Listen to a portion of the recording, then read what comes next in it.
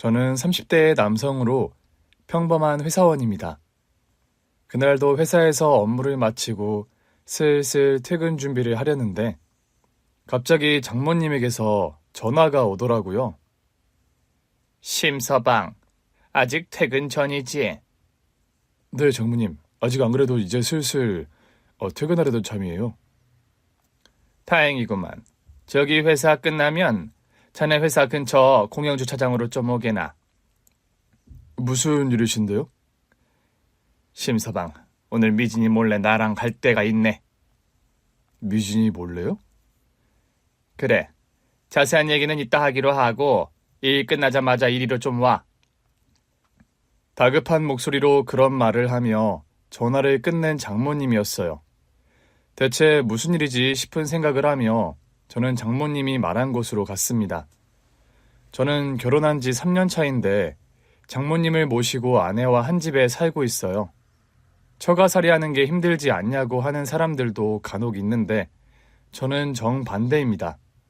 계모에게 눈칫밥을 먹고 자란 저에게 친아들처럼 따뜻한 밥을 몇 끼 지어주시는 분이 저희 장모님이시거든요. 장모님 차를 타고 가는 내내 아내에게 전화가 오더군요. 엄마 어디세요? 오늘 동창회 모임 있다고 했잖니. 심서방도 회식으로 늦는다던데. 오늘은 혼자 저녁 먹어야겠네요. 그래. 엄마 운전 중이니 이만 끊자. 장모님이 아내에게까지 비밀로 하고 저를 데리고 가는 장소가 몹시 궁금하더군요. 장모님, 대체 어딜 가시는 거예요? 심서방, 이제 목적지가 곧이야. 내가 대체 어디서부터 어떻게 자네에게 설명을 해야 할지 갈피가 안 서네. 네? 대체 어딜 가시는 건데 그러세요? 난감하다는 듯 식은땀까지 흘리면서 제대로 설명을 못하는 장모님이었습니다. 미진이가 알면 안 되는 곳이에요, 장모님? 뭐 꼭 그렇다기보다는 미진이가 요즘 임신 초기로 종일 누워지는 아이가 아닌가. 병원에서 하도 조심하라 그래서. 오늘 괜히 데려왔다 놀라서 사달이라도 생길까봐 놔두고 온 거야. 말끝을 흐리더니만 그런 대답을 하는 장모님의 말을 듣자니 의구심만 증폭되는 게 사실이었죠. 대체 어딜 가시길래 아내에게까지 비밀로 하면서 나만 데리고 가시는 거지? 뭐 이왕 도착이 멀지 않았으니 가보면 알 거라는 심정으로 따라갔더랍니다. 그런데요. 장모님이 운전하는 차에 타 도착한 그곳을 보고 저는 입을 틀어 막고야 말았어요. 대체 어디를 갔길래 그렇게나 놀랐냐고요? 장모님이 저를 데리고 도착한 곳은 웬 한복점이었습니다. 그런데 그 한복점 간판이 일단 1차 충격을 줬습니다. 심정우 한복집, 제 이름이요. 다름 아니라 심정우거든요. 거기다 한복집 쇼윈도 안을 보고 저는 넋을 잃고 그 앞을 다가가고 말았어요. 아니, 저 홀레 한복은... 한복집 안에 쇼윈도에 걸린 홀레 한복은 저와 아내가 전통 홀레를 올릴 때 입었던 신랑 신부 한복이었습니다. 이게 대체 무슨 일이지? 내가 꿈이라도 꾸는 건가? 그런 생각을 하는데 이건 꿈도 아니고 분명한 현실임을 증명하는 물건이 또 하나 눈에 떡 들어오더라고요. 쇼윈도 옆에 저와 아내의 전통 홀레 사진이 커다랗게 액자까지 되어서 놓여 있는 겁니다. 장모님, 저랑 미진이 결혼 사진이 왜 여기 있어요? 한복집 안에 들어가 보면 모든 걸 알게 될 거야. 그런 말을 하면서 제 손을 잡고 한복집 안으로 성큼성큼 들어가는 장모님이었어요. 한복집 안에 들어가서 저는 그 자리에 털썩 주저앉을 정도로 놀라고 말았습니다. 한복집 안에는 웬 나이든 아주머니 한 분이 휠체어에 앉아 정갈하게 쪽진 머리를 하고서 한복 바느질을 하고 있더라고요. 그리고 그 아주머니가 얼굴을 들어 저를 보는데 그 아주머니 얼굴이 어려서 돌아가신 줄로만 알고 있던 저희 친엄마를 붕어빵처럼 닮으신 겁니다. 혹시 엄마? 이게 누구야? 우리 아들 정우가 아니니? 저를 보자마자 휠체어를 끌고 저에게 다가와 저를 와락 끌어안는 엄마였습니다. 정우야, 내 아들 정우야. 내가 애먼 사람을 착각하고 있는 건 아니라는 징표가 제 눈앞에 여러 개 있었어요. 뭘 보고 그런 말을 하느냐고요? 어떻게 된 일인지 몰라도 저의 어릴 적 모습부터 초등학교, 중학교, 고등학교, 대학교에 이르는 졸업사진과 성장 사진들이 한복집 벽면 곳곳에 걸려 있더라고요. 엄마가 너를 영영 못 보고 세상을 뜨는 줄 알았는데 이게 꿈이니 생시니? 저를 와라 끌어안고 오열을 멈추지 못하는 엄마였습니다. 저는 도무지 이 상황이 믿기지가 않고 실감이 나지가 않더라고요. 엄마가 대체 어떻게 여기 계세요? 진짜 저희 엄마 맞아요? 심서방, 미리 설명 못해서 미안하네. 이분은 자네 친엄마가 맞아. 그게 대체 무슨 말씀이세요? 저희 엄마는 저를 낳다가 돌아가신 걸로 알고 있는데요. 여태 자네 부모님이 그런 거짓말을 하고 계신데 아무리 생각해도 이건 경우가 아닌 것 같아서 내가 오늘 자네에게 이실직고를 하려고 데리고 온 거야. 그럼 지금까지 엄마가 돌아가셨다는 거짓말을 한 거라는 거요? 저희 부모님이요? 물론 사돈 내외께서도 그럴 만한 사정이 있었던 거지만 이왕 다 큰 성인인 자네가 알 건 알아야 한다고 생각했어. 엄마, 대체 이렇게 살아계시면서 왜 여태 죽은 사람으로 지내셨어요? 네? 그런 질문을 하는 저도 울음이 왈칵 쏟아지고 말았습니다. 한 번도 본 적 없는 엄마를 사진으로만 보면서 얼마나 애타게 그리워하며 살아왔는지 모릅니다. 엄마가 보고 싶던 서러운 유년의 밤들이 주마등처럼 스쳐 지나가더군요.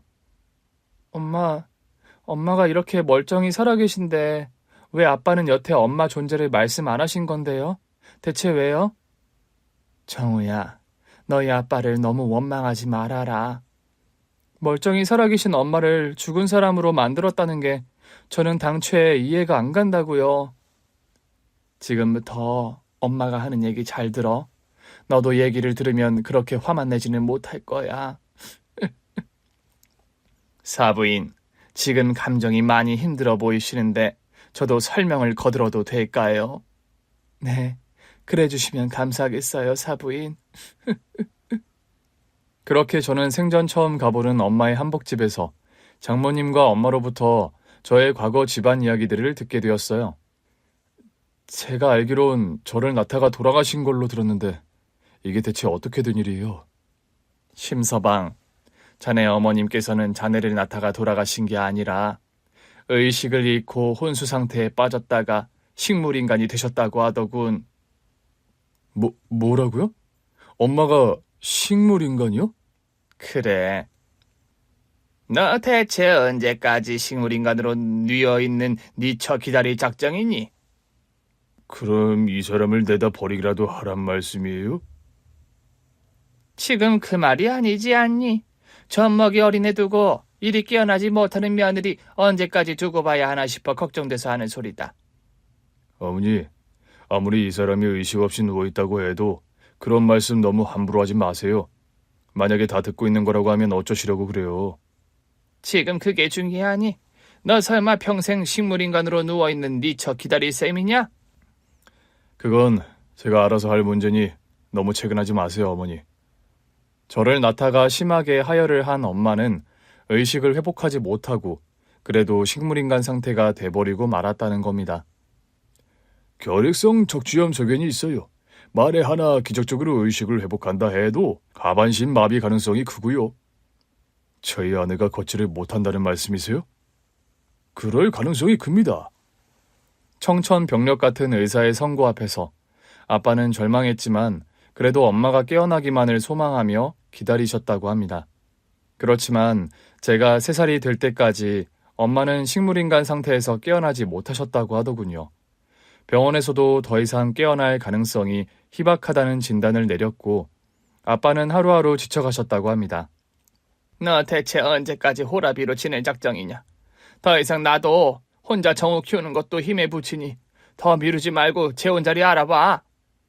처음엔 할머니 말을 듣지 않던 아빠였는데 혼자서 어린 저를 키우는 일이 너무 힘에 부치셨다고 해요. 제가 5살이 되던 해 결국 아빠는 새엄마와 재혼을 하셨고요. 그런데 재혼하고 반년이 채 되지 않아 엄마가 자리에서 기적적으로 일어나신 겁니다. 여보, 여기가 어디야? 당신 괜찮아? 그런데 왜 내 다리가 움직여지지가 않는 거죠, 여보?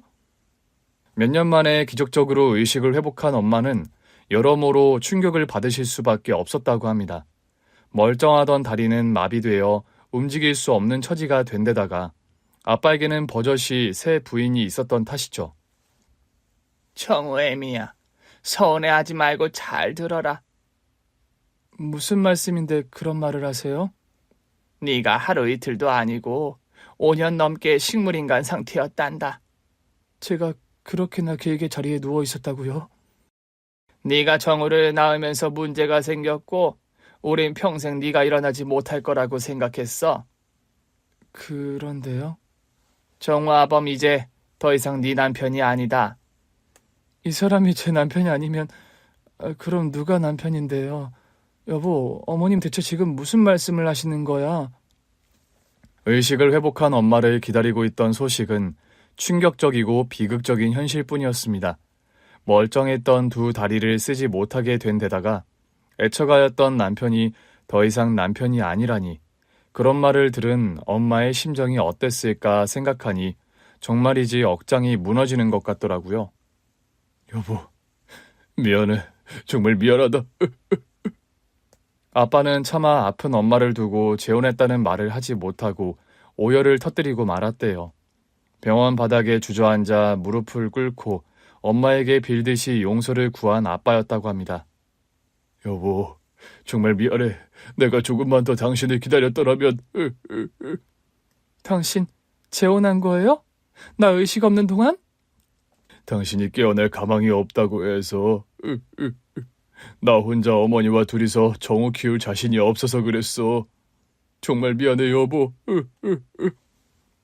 그럼 당신에겐 새 부인이, 우리 정우에겐 새 엄마가 생겼단 말이에요? 그렇게 됐다, 애미야. 네가 충격이 큰 건 알겠지만 어쩌겠니? 이미 엎질러진 물인데. 그럼 우리 정우 지금 어디 있는데요? 네? 그 새엄마라는 사람한테 있다는 말이에요? 그래, 여보. 그 사람이 요즘 정우 돌보고 있어. 내 아들 정우, 우리 아들 정우 좀 보여줘요, 네? 내 아들 정우를 돌려달란 말이에요. 엄마는 이성을 잃고 울부짖으셨다고 합니다. 애미야, 네 속이 상한 건 알겠지만 현실이 이런 걸 어쩌겠니? 정우는 날 때부터 네가 이 세상 사람이 아닌 줄 알고 커왔어. 이제 겨우 새엄마에게 정붙이고 사는 아이에게 그런 충격을 줘서 좋을 게 뭐가 있겠니? 정우 엄마는 저잖아요. 10달 뱃속에 품고 내 배 아파 낳은 내 아들이라고요, 어머니. 제발 우리 정우 좀 보여주세요. 네? 애미야, 이제 정우 5살이야. 애가 똘똘해서 말도 잘하고 세상 돌아가는 이치 알 건 다 아는 아이다. 하늘나라에 있다고 알던 엄마가 갑자기 눈앞에 나타나면 애가 어떻게 받아들이겠어? 그래도 이건 아니잖아요. 제가 제 아들 얼굴 한번 못 보고 품에 한번 안아보지도 못하면 저는 어찌 살라고요? 엄마는 미친 사람처럼 오열하셨다고 합니다. 여보, 나 다른 거 아무것도 필요 없어. 다 뺏어가도 좋은데 제발 우리 정우만 돌려줘. 부탁이야, 내가 키울게. 애미야, 대체 네가 무슨 수로 정우를 키운다는 거야? 엄마가 아이를 키우는 게 당연한 일인데 왜 그런 말씀을 하세요? 애미야, 가슴 아픈 말이다만 네가 예전 같은 상황이 아니잖니. 몸도 성취하는 아이가 어찌 어린아이를 키우겠다는 말이야. 두 다리가 불편하다고 엄마가 아닌 건 아니잖아요. 저 친정엄마 도움 받으면 얼마든지 키울 수 있어요, 어머니. 여보, 제발. 당신 재혼했다고 하니 나 더 붙잡지 않을게. 다른 거 다 필요 없으니까 제발 우리 정우만 돌려줘. 응? 여보, 장모님 재작년에 돌아가셨어. 뭐라고? 우리 엄마가? 그래, 당신 의식 잃고 식물인간 되고 1년 후에 암 선고를 받으셨어. 이 연타의 충격 속에서 엄마는 할 말을 잃고 넋을 잃은 사람처럼 멍하니 계시더랍니다. 아무 말 없이 서러운 눈물만 하염없이 흘리는 엄마셨다고 합니다. 이럴 거면 내가 왜 깨어났을까?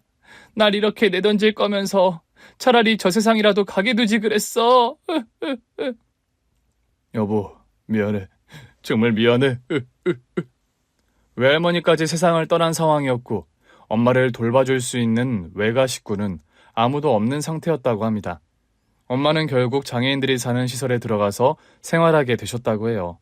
하반신이 아예 마비가 되어버려서 운신이 불편한 엄마가 혼자 생활하시는 게 아예 불가능했기 때문입니다. 그럼 엄마는 평생 혼자 시설에서 사신 거란 말이세요? 그때 네 아빠가 그런 약속을 하셨다. 엄마가 혼자 생활할 정도로 적응이 되면 집을 얻어주신다고. 그럼 여태 어디서 지내신 건데요? 장애인 시설에서 재활치료랑 혼자 생활할 수 있게 여러 훈련을 거친 뒤에는 집을 얻어 나와 혼자 생활했어. 그 시설에 있을 때 한복 만드는 기술도 배우게 됐고. 엄마는 처음에 아빠가 다달이 붙여주시는 생활비로 근근히 생활을 하셨다고 합니다. 그런데 젊어서부터 손재주가 좋았던 엄마는 한복 만드는 일에 재능과 적성이 있어서 생업도 그쪽으로 정하게 되셨다고 하더라고요. 앉아서 할 수 있는 일을 해야 했고 어떤 면에서 한복 짓는 일은 엄마 천직이었어. 그나마 한복 만드는 일을 하면서 생활도 안정이 됐고 뭐라도 하면서 일상을 버티게 되어서 다행이었다는 엄마였어요. 엄마, 그럼 제가 커가는 과정은 아빠에게 전달받으셨어요? 네 아빠가 정기적으로 엄마를 보러 오셨다. 그건 엄마와의 관계가 이어져서가 아니라 네 소식을 전해주기 위해서 다달이 엄마에게 오셨어. 그러셨군요. 전 다달이 아빠가 엄마를 보러 오셨다는 그 말을 듣는 순간 어린 시절부터 이해하지 못했던 아빠와 새엄마의 싸움의 원인을 비로소 이해하게 되었더랍니다. 제가요, 이런 사연 때문에 평생 새엄마의 손에서 자랐어요. 세상의 모든 계모들이 그런 건 아니지만 저희 새엄마는 그리 따뜻한 마음의 소유자는 아니었습니다. 그리고 매달 한 달에 한 번 큰 싸움이 벌어지는 아빠와 새엄마였죠. 당신 또 거기 다녀왔어요? 대체 언제까지 그거 가지고 시비 걸 거야? 10이라뇨. 제 입장은 당신 생각조차 안 하는 거죠? 내가 두 집 살림하는 것도 아니고 그저 한 달에 한 번 들려 생활비 주고 오는 걸 그리 싫어하면 어쩌자는 거야? 이럴 거면 나하고 왜 재혼했는데요? 목소리 좀 낮춰. 정우 들으면 어쩌려고 그래? 당신은 그저 정우 아들밖에 모르는 사람이죠. 날 이 집의 하녀로 유모로 쓰려고 재혼한 사람인 거 내가 모를 것 같아요? 그런 억지가 어딨어. 당신 대체 언제까지 그럴 거야? 참, 차라리 나 모르게라도 다녔던가. 다달이 거기 다녀오는 거 내가 뻔히 알면서 기분 좋을 거라고 생각이라도 한 거예요, 그럼? 내가 언제 당신 알게 했어? 당신이 알아낸 거잖아. 이제 나를 의부증 환자 취급하는 거예요? 당신 이러는 게 의부증 환자 아니면 뭐야? 이럴 거면 다시 도로 다 불러요. 그 사람 불러다 다시 시작하라고요. 당신 왜 자꾸 억지를 부려? 나랑 뱃속 아이 다 짐스럽죠? 제가 엎질러진 물인 거죠, 당신한테는. 여보, 제발 그런 소리 이제 좀 그만하자. 난 당신과 재혼했고 이제 내 아내는 당신이야. 당신 자꾸 이렇게 화내는 거 뱃속의 아이에게도 해로워. 이제 제발 이런 걸로 그만 다투자, 여보. 지금 와서 생각해보니 새엄마는 다달이 아빠가 엄마를 만나러 가는 걸 지독하게 싫어하셨던 거더라고요. 한 달에 한 번씩 유달리 저에게도 화풀이가 심한 새엄마였는데 뒤늦게 그 원인을 알게 된 저였던 셈이죠. 새엄마는 아빠와 재혼하고 제가 7살 되던 해에 이복동생을 낳았습니다. 이복동생이 태어난 뒤 저를 더욱 찬밥 취급하시던 새엄마였어요. 너는 어떻게 된 게 동생 이뻐할 줄을 몰라? 거기 뚱하니 앉아있지 말고 동생 기저귀라도 쓰레기통에 좀 버려. 똥기저귀 냄새 나는데. 넌 명색이 형이 돼서 동생 기저귀가 더럽니? 얼른 엄마 말 듣지 못해? 네, 엄마 버리고 올게요. 지금 와서 생각해보니 새엄마는 일종의 자격지심 같은 게 있었던 것 같아요. 식물인간으로 쓰러져 있던 본 부인이 어느 날 갑자기 기적적으로 일어났고 다달이 그 본부인을 보러 가는 남편, 그리고 그 본부인의 아들인 저. 그런 평범하지 않은 상황에서 저에게 온화한 애정을 쏟아주기란 보통 넓은 품의 인격이 아니고서는 어쩌면 불가능한 일이었을지도 모른다. 이제 와서 좀 뒤늦게 그런 이해가 되는 저였어요. 엄마, 그럼 제가 결혼하는 거 다 아시고 결혼 예복 엄마가 직접 만들어주신 거예요? 저는 한복집의 쇼윈도를 가르치면서 물었습니다. 네 아버지가 평생을 그래도 너 잘하는 소식을 내게 다달이 찾아와서 전해주셨다. 네가 전통을내 올린다는 말 듣고 엄마는 혼자 환호성을 내질렀어. 왜요?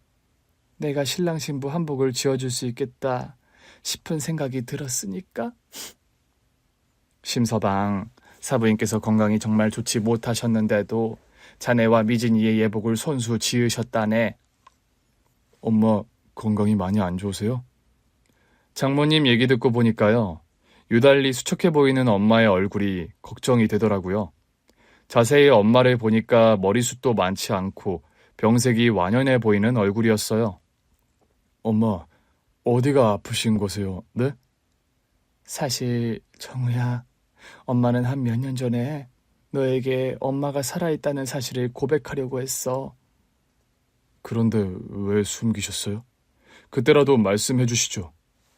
엄마가 한복집 일 오래 하면서 기반도 잡았고 너를 데리고 오려고 했는데 암 선고를 받았어. 암 투병을 하신다는 거예요? 그렇게 됐다, 정우야.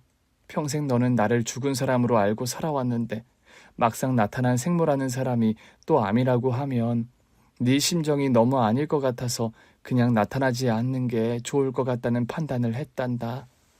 엄마 말을 들으니 가슴이 미어져 내리는 것만 같았습니다. 암투병을 하며 힘든 몸으로 저와 아내의 결혼 한복을 한 땀 한 땀 지으셨을 엄마를 생각하니 너무 마음이 아프더라고요. 엄마, 건강도 안 좋으신데 왜 힘들게 저런 예복까지 만드셨어요, 네?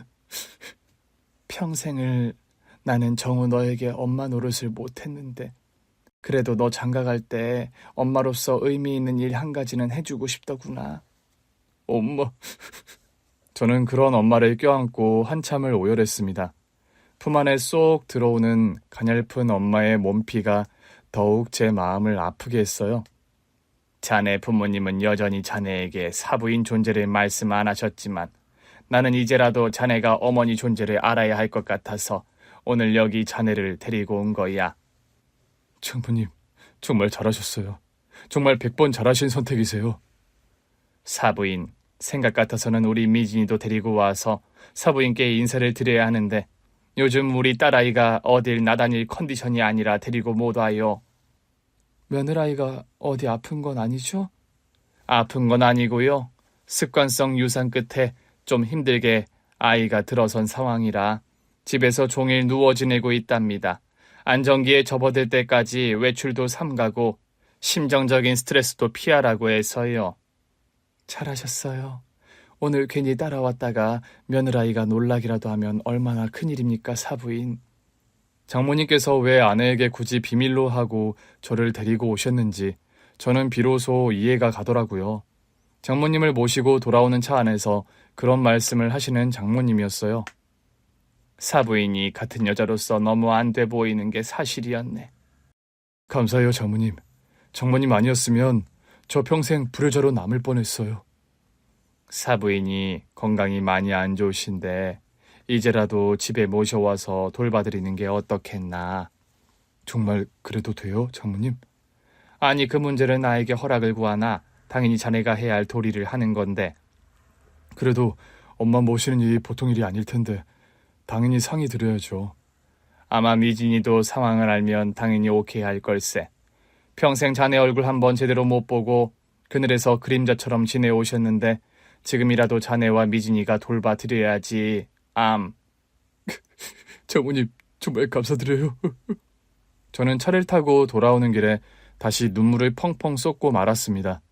저희 장모님이요. 마음이 이렇게나 따뜻하신 분이세요. 저는 새엄마의 성정이 차갑고 저에게 애정을 주신 분이 아니다 보니까 유년 시절과 사춘기 시절의 기억이 그리 좋지 않은 편입니다. 다녀왔습니다. 왔니? 저녁 혼자서 차려 먹을 수 있지? 네. 채영이랑 어디 좀 다녀올 테니 알아서 저녁 먹어라. 네. 너는 나한테 할 말이 네밖에 없어? 네, 다녀오세요. 아빠가 집을 비운 저녁이면 언제나 동생 채영이 손을 잡고 밖에 나가 둘이서 외식하고 돌아오는 새엄마였습니다. 그런 날 저녁이면 저는 혼자 집에 남아 라면을 끓여 먹거나 햄버거를 사다 먹거나 했어요. 라면 끓여 먹은 냄비 왜 설거지를 안 해놨어? 방 안에 들어와 공부하고 있는 제게 들어와 그런 타박을 하는 새엄마였죠. 대꾸 없이 나가 설거지를 하고 있노라면 새엄마와 여동생에게서 갈비 냄새가 풍겨 나오곤 했습니다. 엄마, 다음번에 저번에 갔던 갈비집 가요. 오늘 간 데는 맛이 없어요. 채영이 너 조용히 못해? 엄마랑 식당 갔다 온 얘기 오빠 앞에서 하지 말랬잖아. 저를 혼자 놔두고 동생과 둘이 외식을 가거나 똑같이 도시락을 싸줘도 제 도시락 그 반찬은 뭔가 한두 가지가 빠져있곤 했어요. 심지어 저희 집 냉장고에는 저에게 주는 반찬통이 따로 있었습니다. 동생이나 엄마 아빠가 먹는 반찬통에 제가 모르고 손을 대면 불호령이 떨어졌죠. 정우 너, 네 반찬통 꺼내 먹으라고 몇 번을 말하니? 애가 한 번 말하면 왜 듣는 법이 없어? 그런 식이다 보니 저는 점점 집에서 식사하는 걸 피하게 됐어요. 저희 아빠는 직업적으로 해외 출장이 잦은 분이었습니다. 출장을 안 가시더라도 회식이다 접대다 저녁 약속이 많은 분이었죠.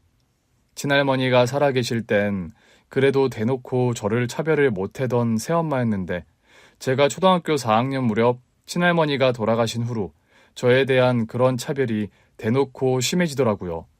심지어 빨래를 돌려도 제 것만 따로 세탁하는 새엄마였습니다. 그런 눈칫밥을 먹고 자라온 저여서 솔직히 엄마에 대한 사랑 같은 걸 한 번도 느껴본 적이 없었습니다. 엄마가 차려주는 따뜻한 밥이나 살가운 보살핌 같은 게 어떤 건지 하나도 모르고 자란 셈이었죠. 그런 저에게 장모님의 존재는 특별했어요. 자네가 심서방인가? 어서 들어오게. 첫 만남에서부터 저를 심서방이라 부르며 환대해 주신 장모님이었습니다. 아내 손을 잡고 처음 인사를 드리러 갔던 날, 저에게 주신다고 한 상 가득 밥상을 차린 장모님이셨어요. 불고기, 된장찌개, 잡채 같은 반찬들. 저는 그날 처음으로 정성과 온기가 깃든 집밥 밥상을 받아봤더랍니다. 음식이 자네 입맛에 맞나 모르겠네. 너무 맛있어요, 장모님. 저 머리털 나고 이렇게 맛있는 집밥 처음 먹어봐요. 천천히 많이 들게나. 미진이에게 물어봐서 자네가 좋아하는 음식들로 만들어 봤어. 그러고 보니 밥상 위의 음식들이 죄다 제가 좋아하는 것들이더라고요. 저는 그날 장모님의 정성이 깃든 밥을 먹으며 콧날이 시큰해지는 걸 겨우 참았더랍니다. 장인어른이 일찍 돌아가시는 바람에 장모님이 혼자셨고 저는 아내에게 먼저 장모님을 모시고 살자고 제안했어요. 결혼하고 쭉 신혼 때부터 장모님과 한 집에 살고 있고요. 아침마다 제가 출근할 때 정성 가득한 끼니를 차려주시는 장모님이셨죠. 장모님, 아침 일찍부터 식사 차리기 힘드신데 그냥 드세요. 저 원래 아침 잘 안 먹어요. 무슨 큰일 날 소리를 하나. 젊은 사람이 밥심으로 일하는 건데 아침밥 든든히 먹고 출근해야지. 그래도 매번 새벽같이 일찍 일어나시는 거 너무 죄송해서요. 나이 들어 새벽잠도 없으니 괜한 걱정 말게나. 자네가 건강해야 우리 미진이도 행복하지. 안 그래? 갓 지은 돌솥밥에 직접 담근 된장으로 끓인 찌개, 장모님의 손맛이 그대로 느껴지는 나물 무침, 온기 가득한 장모님의 밥상은 제 배를 부르게 하는 것뿐 아니라 영혼까지 살찌우는 느낌이 있는 게 사실이었죠. 새엄마에게 눈칫밥만 먹고 큰 저에게 장모님의 그런 살뜰한 케어는 너무나 따뜻하고 감동적인 것이었습니다. 집으로 돌아와 그날 밤 차분하게 아내에게 엄마를 만난 사실을 털어놓았어요. 아내 역시 크게 놀란 게 사실이었죠. 그래서 당신과 어머니가 비밀로 다녀왔구나? 당신이 혹시라도 놀랄까 봐서. 요즘 외출도 삼가는 거 아니까. 여보, 당신 어머니가 편찮으시다는데 우리가 모셔와서 돌봐드리자. 장모님과 똑같은 소리를 하는 아내였어요. 돌아오는 차 안에서 장모님도 그런 말씀을 하셨는데 어떻게 자기도 짜맞춘 것처럼 같은 소리를 해? 어머님, 당신이 평생 얼마나 그리우셨을 거야. 나도 임신하고 보니까 겨우 엄마 마음을 알겠는데 상상만 해도 너무 힘드셨을 것 같아. 그런 말을 하면서 눈시울을 붉히는 아내였어요. 지금이라도 집에서 모시면서 같이 살면서 보살펴드리자. 암투병 하신다는데 어떻게 혼자 지내시게 해. 당신 시어머니 모시고 사는 거 괜찮겠어? 당신은 장모님 모시고 사는데 나라고 못할 게 뭐야. 다른 분도 아니고 평생을 당신 생각해서 그림자처럼 사신 어머니, 지금부터라도 정말 잘해드리고 싶어. 여보, 정말 고맙다. 내가 장가 하나는 진짜 잘 왔어. 저는 그런 말을 하는 착한 아내를 꼭 안아주었어요. 그렇게 엄마를 저희 집에 모시고 다 함께 살게 되었고요. 임신한 아내를 대신해서 아픈 엄마를 간병하는 일을 도맡아 주시는 장모님이셨습니다. 사부인, 맵기 일이 황송한 밥상을 받아서 어쩝니까? 암 환자들은 식단이 구할이래요. 제가 다 유기농 식재료로 얼마든지 안심하고 드셔도 되는 레시피로 차린 거니까 많이 드세요. 임신 안정기에 접어든 아내는 엄마가 항암 치료를 받는 날이면 늘 병원에 같이 동행을 했어요. 회사 일로 바쁜 저 대신에 엄마 투병을 도맡아주는 장모님과 아내가 너무 고마울 따름이었죠. 정우야, 사부인과 며느리 덕에 내가 이리 호강하며 살게 될 줄 몰랐구나. 죄송하고 감사해서 어찌할 줄을 모르겠다. 그만큼 제가 아내랑 장모님께 잘할 테니 걱정 마세요, 엄마. 엄마가 평생 너를 못 보고 살 줄 알았는데 이렇게 한 집에서 부대끼며 살게 되다니 정말 꿈만 같아. 저도 그래요, 엄마. 저 살면서 요즘처럼 행복하던 때가 진짜 없었어요. 엄마는 저희 집으로 오셔서 생활한 지 1년 반 만에 엄청나게 건강이 좋아지셨어요. 이런 식이면 암 완치도 기대해 볼 수 있겠는데요. 시한부 선고 내려드린 게 엊그제 같은데 정말 놀랄 만한 결과네요. 제가 사부인과 며느리 덕에 극진한 케어를 받아 일이 된 것 같네요. 사부인 정말 감사드려요. 세상에, 암 크기가 이렇게 작아졌다니 정말 다행이에요, 사부인. 원래 엄마는 항암 치료 후에 대수술을 고려하고 있었는데 암세포가 눈에 띄게 줄어서 수술의 위험성도 훨씬 낮아졌다고 말하는 의사였습니다. 다행히 수술도 성공적이었고요. 아내도 건강이 순산해서 귀여운 아들을 낳은 데다 엄마의 건강까지 호전이 되어가니 저는 너무 신이 나고 감사한 마음이 들더라고요. 엄마를 모시고 살게 되면서 못마땅한 기색을 비춘 딱 한 사람, 새엄마였습니다. 넌 그런 큰 문제를 결정하면 내게 상의 한 번을 안 하니? 글쎄요. 되려 대묻고 싶네요. 왜 그렇게까지 제 친어머니 존재를 숨기셨는데요? 뭐라고? 이건 아버지께도 같이 드리고 싶은 질문이기는 해요. 그리고 새엄마, 제가 새엄마 허락을 받을 만큼 저에게 어머니 도리를 하신 분은 아니시잖아요. 이제 와서 나에게 따지겠다는 거니? 그냥 제가 저희 엄마 모시는 문제 가지고 왈가불가 안 하셨으면 좋겠다는 말씀 드리는 거예요. 그 문제로 언성을 좀 높인 후에 저는 새엄마를 찾아뵙지 않았어요. 어려서 제가 상처받은 기억이 너무 많았던지라 솔직히 제가 결혼하고 난 뒤에는 거의 절연하다시피 지내온 것도 사실이었고요. 시간이 흘러 저희 아들이 3살 되던 무렵 엄마는 병원에서 암 완치 판정을 받았습니다. 이날 온 식구가 너무 기분이 좋아서 집에서 조촐하게 삼겹살 파티를 벌이는 중이었죠. 사부인, 정말 감사드려요. 사부인께서 저를 그리 간호해주지 않으셨으면 저 이런 결과 없었을 거예요. 장모님, 정말 감사드려요. 저는 그런 말을 하면서 꾸벅 인사를 했더랍니다. 가족끼리 무슨 그런 거창하게 인사치레를 하나. 사부인께서 맺기 힘들게 차려주신 유기농 식당 덕분에 제가 목숨을 건졌어요. 장모님, 저 앞으로 장모님께도 미진이에게도 더 잘하겠습니다. 알겠으니 앉아서 얼른 삼겹살이나 먹게나. 고기 식으면 맛없어. 얼른 먹어. 제가 구울게요, 장모님. 앉아서 드세요. 아니야, 2개나. 손 붙인 사람이 계속 굽는 게 나아. 한참 가족들끼리 식사 중인데 현관 벨소리가 울리는 겁니다. 나가보니 아버지가 서 계셨습니다. 사실 저는 깜짝 놀란 게 사실이었죠. 왜냐하면 제가 집에 엄마를 모시고 산 뒤로 저희 집에 발걸음을 안 하는 아버지셨거든요. 내심 좀 서운하면서도 그냥 이해를 하고 지냈더랍니다. 새엄마가 워낙에 친엄마의 존재를 옛날부터 껄끄럽게 생각하고 계신다는 누구보다 제가 잘 알고 있었으니까요. 아빠? 어쩐 일이세요? 지나가는 길에 잠깐 들렀다. 이거 전해주려고. 한우 선물 세트와 과일 따위를 잔뜩 사가지고 오신 아빠셨어요. 그동안 네가 엄마 모시고 사는 거 알면서도 와보지 못해서 미안했다. 이거 가지고 가서 사부인께 전해드려. 아빠, 들어와서 식사라도 좀 하고 가세요. 나중에 천천히 하마. 차 가지고 오셨어요? 아니, 고향 후배 녀석들과 한잔하느라 차는 두고 오는 길이다. 저는 그날 아빠를 집으로 모셔다 드렸습니다.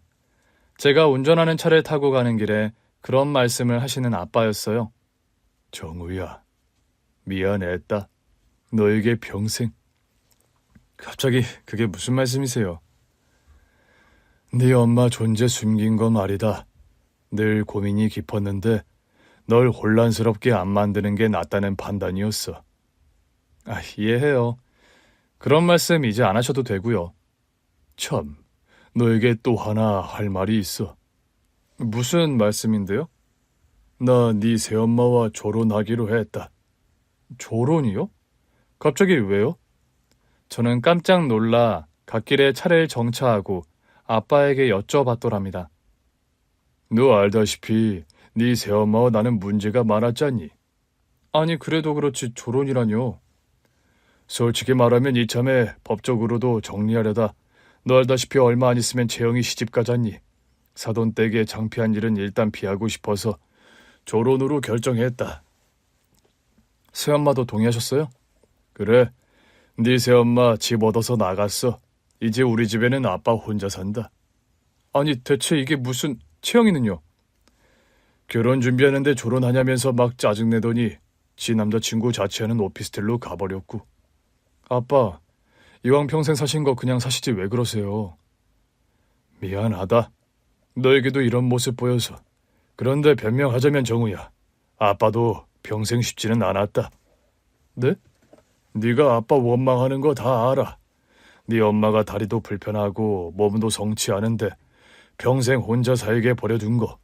아빠 역시 평생 지울 수 없는 죄책감이었다. 아빠도 어쩔 수 없으셨던 거잖아요.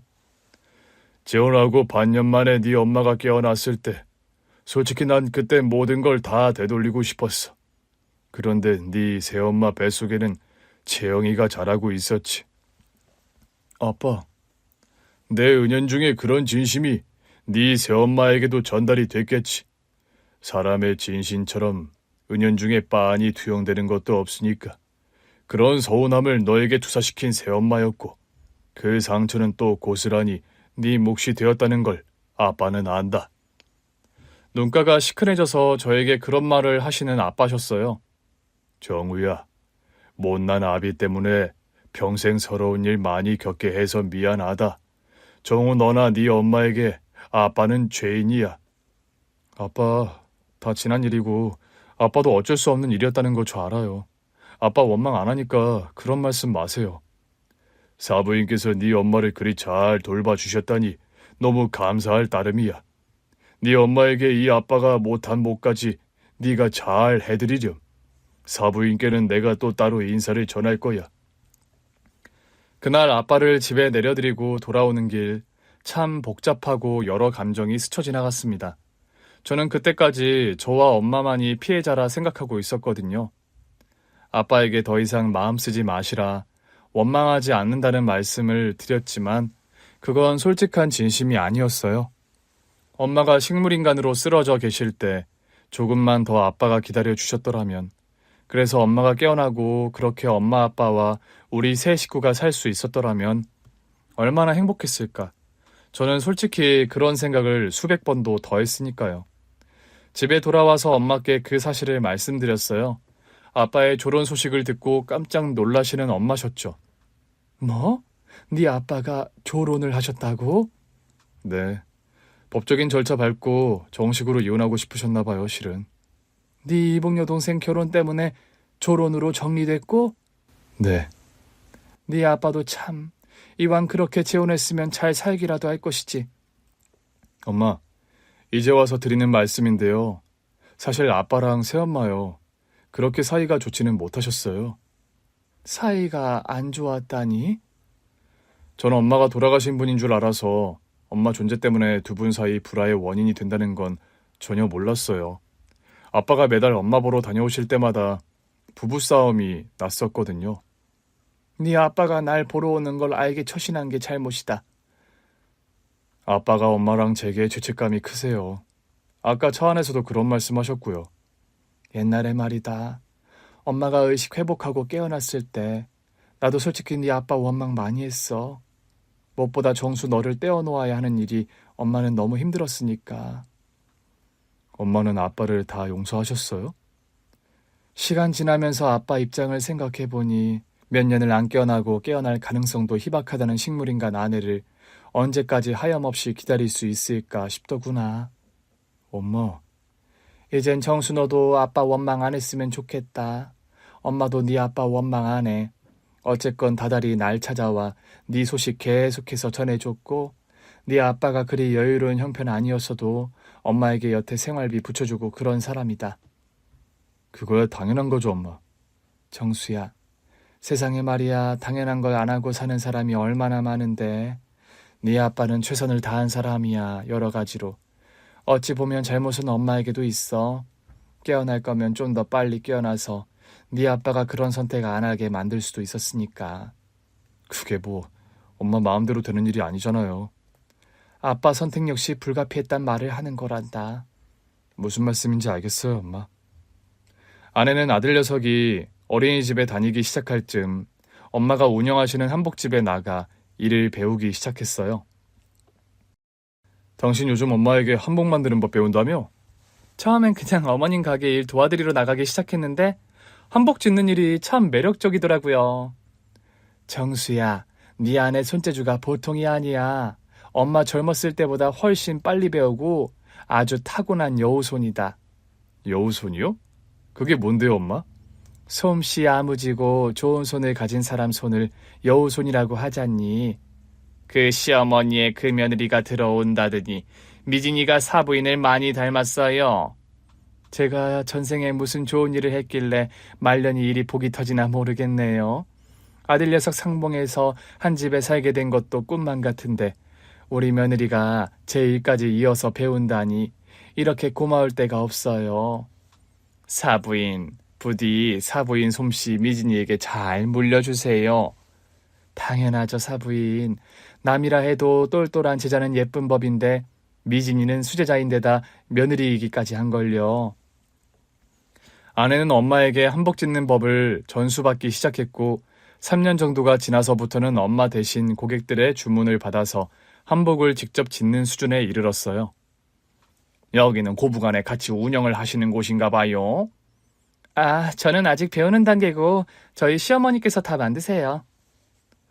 말이 그렇지 솜씨는 저희 며느리가 훨씬 뛰어나답니다. 나이가 젊어 그런가 감각도 훨씬 저보다 세련됐고요. 저는 아직 저희 어머님 솜씨 따라가려면 한참 멀었어요. 고부간에 서로 그리치하면서 일하시는 모습이 참 보기 좋네요. 여기 솜씨 좋기로 유명한 곳인데 두 분 다 서로가 더 낫다 하시니 어느 분께 한복을 부탁드려야 할지 고민되는데요. 여기 도록이 2개 있어요. 하나는 제가 만든 디자인들이고 나머지는 며느리 디자인이니 보시고 취향에 맞는 걸로 하시면 되세요. 아내가 엄마의 한복집 일을 도운 후로 한복집 매상이 더 눈에 띄게 늘고 있다고 해요.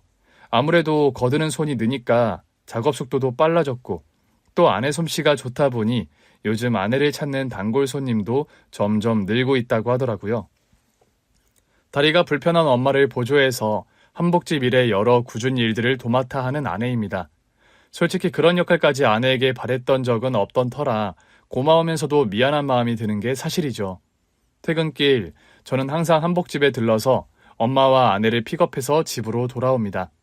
집에 오면 장모님께서 찌개와 맛난 반찬들로 차려진 저녁밥상을 준비하고 계시곤 하죠. 다녀왔습니다, 장모님. 이제 들어오나? 수고가 많았네. 사부인도 수고 많으셨어요. 미진이 너도. 저녁밥상을 물리고 나면 장모님과 엄마는 손주 재롱을 보시다 잠이 드십니다. 두 분이 사이가 좋으셔서 어떨 때는 두 분이 수다 떨며 밤늦도록 드라마를 보시기도 하고요. 저는 피곤한 아내를 위해 늘 자기 전에 마사지를 해주곤 해요. 당신도 피곤할 텐데 쉬어요. 당신이 더 힘들지. 종일 한복집에서 동동거리려면 엄마 모시고 일하려면 당신 일이 많은 거 잘 알아. 내가 어머니께 한복을 배우는 입장인걸요. 여보, 고마워. 우리 엄마에게 딸 같은 며느리가 되어줘서. 저희 아내가요. 정말 저희 엄마에게 살가운 딸처럼 세심하게 잘 챙겨드리고 옆에서 말동무도 잘하고 너무 착한 100점짜리 며느리 역할을 하는 사람입니다. 당연한 거 아니에요? 당신이 아들 같은 사위 역할을 하는데 부창부수, 이심전심, 오는 게 있으면 가는 게 있어야 하는 거잖아요. 한복일 배우는 거 힘들지 않아? 안 힘들다 하면 거짓말이죠. 그런데 힘든 만큼 참 재밌어요. 당신이 한복 디자이너가 될 줄은 몰랐네. 나도 몰랐어요. 이 모든 게 참 신기해요. 운명 같기도 하고. 아내를 만났을 때 그런 생각을 했더랍니다. 이 여자와 결혼해야겠다. 이 여자는 운명이다. 아내와 결혼한 후로 저에게는 좋은 일만 생기는 것 같아요. 엄마 사랑이라곤 모르고 자란 저에게 살뜰한 정을 주시는 장모님이 계셔서 너무 좋았는데 또 장모님을 통해서 저는 평생 그 존재도 모르고 살았던 친엄마까지 만나서 이렇게 행복하게 살고 있으니 말입니다. 살면서 귀인을 만나기가 하늘의 별따기라는데 난 참 귀인을 많이 만났어. 당신 귀인이 누군데요? 일단은 당신, 그리고 그 다음은 장모님. 나도 일단은 당신, 그리고 그 다음은 어머님이에요. 그 다음은 어머님이에요. 장모님께서 엄마를 헌신적으로 간호해 주셔서 얼마나 감사한지 몰라. 장모님 안 계셨으면 엄마 진짜 암 완치 못하셨을 거야. 장모님께서는 엄마가 암 완치 판정을 받으신 뒤로도 엄마의 건강을 위한 식단을 엄청 세심하고 꼼꼼하게 준비를 하십니다. 이런 이유로 저희 집 식탁에 오르는 모든 식재료는 유기농이고 조미료나 몸에 나쁜 재료들이 전혀 안 들어가요. 엄마가요, 당신이 평생 따뜻한 친모 사랑 못 받고 자란 게 참 안쓰럽다 하셨어요. 늦게 만난 만큼 하루라도 더 당신과 어머님 같이 얼굴 맞대고 살게 해주고 싶다고요. 그거 봐. 정말 장모님은 나에게 하늘이 내린 귀인이시라니까. 내가 순번 밀린 거네요? 순번 밀려도 전혀 기분 나쁜 얼굴이 아닌데? 아내에게 안마를 해주면서도 하나도 힘이 들지 않고 웃음꽃만 터지는 밤이었습니다. 사랑하는 사람들에 둘러싸여 하루하루 일상을 보낼 수 있는 것만큼 인생에 있어 행복한 일이 또 있을까요? 눈칫밥 먹던 서러운 유년기 시절과 사춘기 시절에는 한 번도 제가 행복하다는 생각을 해본 적이 없었어요. 밥을 먹어도 뭔가 헛헛하고 잠자리에 누우면 한 번도 본 적 없는 그리운 엄마의 얼굴이 천장에 동동 떠다니곤 했으니까요. 그런데 지금의 저는 매일 감사하다는 마음을 되뇌이며 잠자리에 들곤 합니다. 옆에 누워 곤히 자는 아내의 사랑스러운 얼굴에서 옆방에 계신 엄마의 존재를 상기할 때, 그리고 새벽마다 일찍 일어나 아침을 준비하는 장모님의 도마 소리에서 저는 말할 수 없는 행복감을 느껴요. 큰 부자는 아니지만 솔직히 저는 제가 세상에서 제일 행복한 남자 같거든요. 사랑하는 가족들과 온기 넘치는 하루하루를 살아갈 수 있음에 감사합니다. 여러분의 가정에도 언제나 건강과 행복만이 가득하시길 기원합니다. 긴 얘기 들어주셔서 정말 감사합니다. 오늘 준비한 사연은 여기까지입니다. 재미있게 들으셨다면 구독과 좋아요, 알림 설정까지 눌러주세요. 그럼 저는 다음 사연으로 찾아뵐게요. 오늘도 건강하고 행복하세요.